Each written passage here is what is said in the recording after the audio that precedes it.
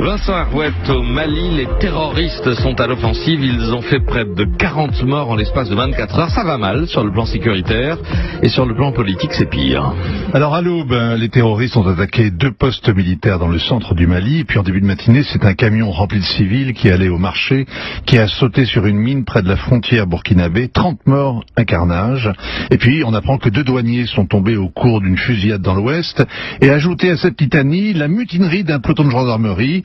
Et on mesure combien la situation s'est dégradée. L'État islamique gagne du terrain. Après les Arabes et les Touaregs au nord, c'est au tour des Peuls du centre de basculer dans la rébellion.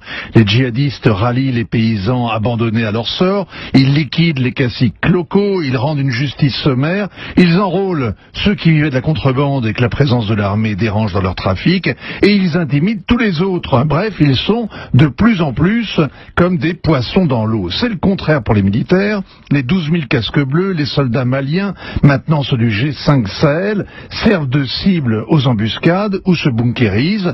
Et la seule force opérationnelle, c'est-à-dire les Français de Barkhane, ont été accueillis en libérateurs, mais ils sont désormais vus en force d'occupation. Ça fait trop longtemps qu'ils sont là et que rien ne change. À qui la faute, Vincent? Alors les Français grincent des dents en désignant Ibrahim Boubacar Keïta, IBK, le président malien. Hier, le Conseil de sécurité l'a mis en demeure d'appliquer enfin l'accord de paix avec les Touaregs qui avait été péniblement négocié et signé à contre-cœur, c'était en 2015.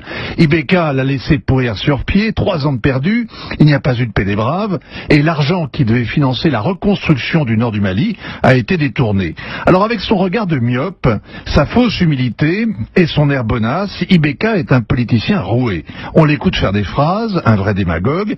Il sait bien que les électeurs du sud malien n'ont que mépris et rancune pour ceux du nord. Alors pourquoi donc les chagriner alors qu'il veut se faire réélire en juillet pour un nouveau mandat? C'est irresponsable.